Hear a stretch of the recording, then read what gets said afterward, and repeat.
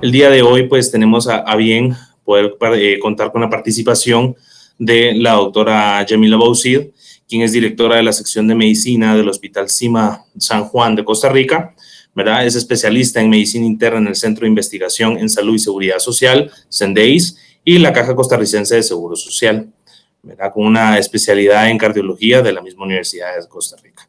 Realmente pues nos sentimos muy honrados, doctora, de tenerla el día de hoy aquí con nosotros y pues poder compartir con nosotros este tiempo con su experiencia, su opinión como experto en el tema que hoy abordaremos en cuanto al manejo de la anticoagulación en el aspecto de la fibrilación auricular no valvular, ¿verdad? Entonces, doctora, ¿cómo se encuentra el día de hoy? Muchas gracias, doctor. Muy bien. Me siento muy honrada de participar en este proyecto de educación médica continua que esperemos que traiga a todos nuestros colegas muchos beneficios y también a sus pacientes. Excelente. Pues en este caso, brevemente para dar una introducción al tema, como bien decíamos, pues la utilización de los anticoagulantes orales lleva muchos años, ¿verdad? Y se ha generado pues nueva evidencia conforme han pasado los años en relación a la utilización de los anticoagulantes orales con la venida de los anticoagulantes orales directos. Y entre estos otros aspectos pues ha ido cambiando de igual forma los lineamientos que se han considerado las sociedades internacionales en relación a qué manejo se le puede dar a este paciente y cuál sería nuestro principal objetivo, ya que como bien sabemos, pues en el tema de la fibrilación auricular, conforme la población va envejeciendo, pues se va presentando más. Y el tema de la anticoagulación oral es algo que podemos hablar nosotros acerca de la prevención del ictus o el embolismo sistémico para la calidad de vida también de estas personas, por muchos otros aspectos. En este caso, pues me gustaría, doctora, que usted nos comentara acerca de su experiencia en cuanto al manejo de los pacientes con fibrilación auricular y la terapéutica anticoagulante. Claro, doctor, con gusto. Como todos bien sabemos, el paciente que tiene o sufre de fibrilación auricular es un paciente multifactorial. Conforme avanza la edad, este paciente sufre de diabetes mellitus, hipertensión arterial, insuficiencia cardíaca, enfermedad vascular, apnea del sueño, por ejemplo, dislipidemia, sobrepeso, inactividad, y todos estos son factores que en el ámbito de la inflamación cardiovascular que van haciendo al paciente de más difícil control. Siempre ante nuestro paciente, esa balanza y esa espada de Damocles en el centro de la balanza nos dice, ¿anticoagulamos o no? ¿Cuál es el riesgo-beneficio? Vamos a prevenir un ictus, no solamente un ictus a nivel del sistema nervioso central, sino también ictus coronario y a otros territorios. Vamos a provocar en este paciente un sangrado. Entonces, es allí donde nuestro día con día nos va guiando en la mejor manera y cómo caracterizar a nuestros pacientes. Creo, en resumen, que las nuevas guías en fibrilación auricular que se presentan en la Sociedad Europea de Cardiología en el 2020, a través de su esquema C por C hacia ABC, que es algo que podemos discutir rápidamente, nos hacen tomar decisiones apropiadas y con el mayor margen de seguridad. El advenimiento de los anticoagulantes directos, de los cuales ya tenemos 4 en el mercado, con muy parecidos perfiles clínicos y de seguridad, podemos adaptarlos hacia las patologías y los factores de riesgo que tiene nuestro paciente. Recordemos también que a mayor edad hay más disminución del aclaramiento renal únicamente por edad y también menor índice de masa muscular, de peso, del índice de masa muscular corporal, lo cual hace que también sean factores de riesgo a tomar en cuenta. Entonces, creo que lo primero que tenemos que hacer ante una fibrilación auricular o la sospecha es hacer el diagnóstico.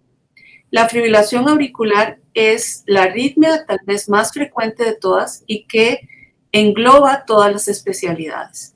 todos los especialistas y los médicos generales tenemos que estar en la capacidad de hacer una confirmación de diagnóstico a través de un electro de 12 derivaciones. Ahora con las nuevas incluso relojes inteligentes que tenemos, que algunos están caracterizados para tratar de diagnosticar esta fibrilación auricular, que definitivamente hace que haya un cambio en la calidad de vida cuando se previenen los accidentes cerebrovasculares en nuestros pacientes. También nos previene que si tenemos una tira, según las guías, esta tira tiene que ser mayor de 30 segundos para poder hacer un diagnóstico apropiado de la fibrilación auricular. Una vez que tenemos esa confirmación de que el paciente tiene una fibrilación auricular, debemos caracterizarla a través de las 4 S, AF, que es un esquema muy sencillo en la cual tenemos que tener el riesgo de accidente cerebrovascular, y para eso tenemos nuestro score de CHADS-VASc, ¿ok? Tenemos los síntomas de severidad de fibrilación auricular, que pueden ir desde las asintomáticas o silentes que hemos descubierto ahora con estos nuevos dispositivos que hay, o en los marcapasos, que son capaces de grabar el ritmo del paciente por 24/7, y hemos tenido pacientes que tienen marcapaso por otra condición y de repente descubrimos que hay fibrilación auricular y que esta es mayor de 30 segundos. La severidad de esta fibrilación auricular, que es cuánto dura, termina espontáneamente, es permanente, y luego la severidad del substrato, que es la edad, las comorbilidades, las características de ese paciente que tiene fibrilación auricular, sea el tamaño de aurícula, la función del ventrículo izquierdo, y todo esto nos puede llevar a la segunda fase, que es el tratamiento a través del ABC, que es anticoagulación para evitar el accidente cerebrovascular, el control de los síntomas y el manejo de los factores de riesgo cardiovascular. Entonces, no solamente es tratar la arritmia, sino es tratar a nuestro paciente. Entonces, integralmente nosotros, a través también de los scores de riesgo de sangrado, que es el famoso score de bleed, que nos ayuda a ver cuál es el paciente de más riesgo de sangrado, donde podemos nosotros ajustar esas dosis, y es allí donde las diferentes opciones que tenemos de anticoagulantes directos nos permiten dar un manejo adecuado al paciente. Excelente, doctora. Pues precisamente como usted lo menciona, las guías pues nos traen ese nuevo enfoque, ¿verdad? De realmente tomar en cuenta mucho al paciente, cosa que pues anteriormente en la práctica clínica se ha hecho, pero ahora ya lo vemos pautado en una guía, ¿verdad? Donde dice informar al paciente y en esto que él tenga entendido realmente el beneficio que va a obtener con el tratamiento que se le va a otorgar, porque realmente si nosotros nos enfocamos mucho en la cuestión de la terapéutica anticoagulante, el paciente pues lo más seguro es que se asuste y realmente hay que hacer como usted lo dice, darle un plan educacional al paciente de entender realmente el porqué de la anticoagulación.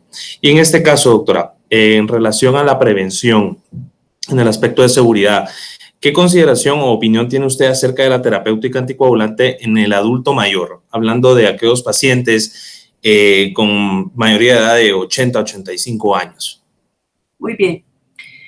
Estos son nuestros pacientes del día a día. El adulto mayor, exactamente. El adulto mayor tiene diabetes complicada, insuficiencia renal, tiene a veces un bajo peso porque no es capaz de alimentarse adecuadamente, tiene hipertensión arterial con ataque a órgano blanco, donde ya hay hipertrofia del ventrículo izquierdo, o ya llegó hacia la cardiopatía isquémica dilatada, hay insuficiencia cardíaca congestiva. Entonces es allí donde nosotros tenemos que hacer un balance sobre todas estas patologías. En realidad, la gran mayoría de las opciones terapéuticas que tenemos en los anticoagulantes directos nos ofrecen ajustar la dosis dependiente del aclaramiento renal de creatinina, que básicamente eso es el punto adecuado. Ahora, si el score de sangrado es un score de alto riesgo, entonces hay que balancear allí el riesgo-beneficio. Hay descripciones anecdóticas, no de largos estudios, donde se ajustan, y hemos visto también, los geriatras lo hacen a veces, incluso ajustar dosis hacia abajo de lo usual recomendado. Y hay también otros artículos donde nos dicen, si bajas la dosis, podemos tener mayor riesgo de accidente cerebrovascular. Creo que es muy importante el juicio clínico y el tener un poco de juicio adecuado, un sano sentido de la situación del paciente. Obviamente, un paciente que está encamado, que está demenciado, que pesa 40 kilos, que tiene un aclaramiento endógeno de creatinina de menos de 20% y que tiene una fibrilación auricular donde ya el paciente no tiene interacción ni comunicación, es allí donde nosotros tenemos que utilizar a veces el más escaso de los sentidos, que es el sentido común, y decir, bueno, no vamos a tratar con un anticoagulante directo a este paciente porque en realidad no tenemos ningún beneficio de esto. Creo que si nosotros podemos abstraernos y pensar en el beneficio que puede dar esta terapéutica, en el sentido de voy a mantener a mi paciente con una masa encefálica bien irrigada, sin lagunas o sin faltas de continuidad, donde el pensamiento pueda seguirse manteniendo, donde no vaya a haber una demencia vascular, es allí donde nosotros tenemos que pensar en realidad sobre el uso de estos medicamentos. Gracias, doctora. Gracias por esta amplia respuesta, porque realmente ese es el dilema que hay en el tema de la anticoagulación, como usted lo dice, en los pacientes de día a día, ¿verdad? Que son aquellos pacientes que o no están dentro de guías o se excluyeron de los estudios randomizados, ¿verdad? Por cuestiones de la edad, por cuestiones de la función renal, incluso por ética, por cuestiones del sangrado, etcétera.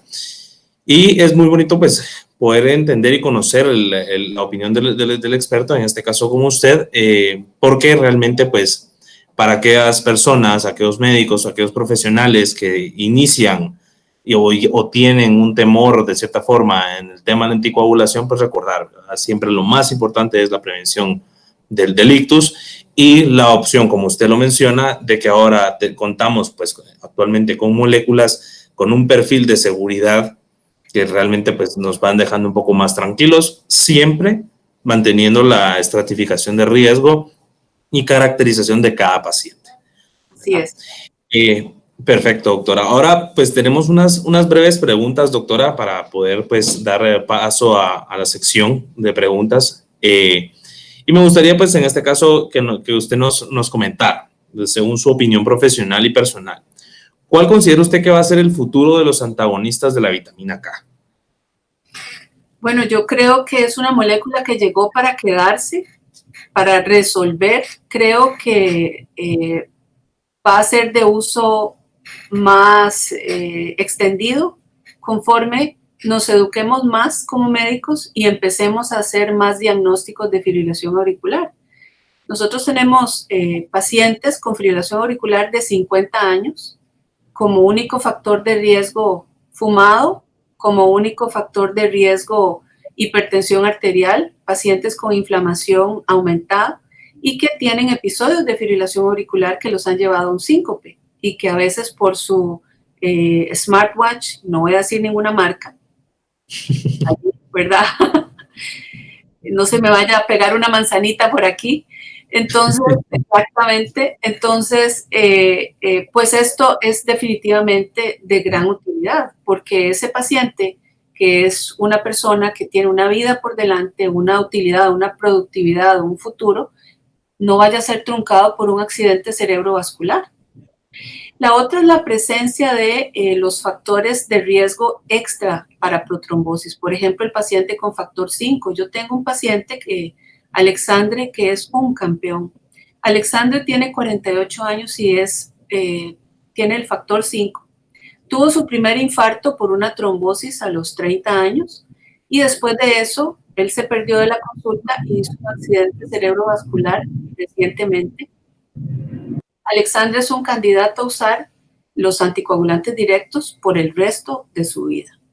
Pero el solo hecho de tener este tratamiento, no estar pendiente del INR, estar seguros de que esto va a ser adecuado para él, es suficiente para que nos dé la tranquilidad de que Alexandre va a recuperar poco a poco su viabilidad y su plasticidad cerebral.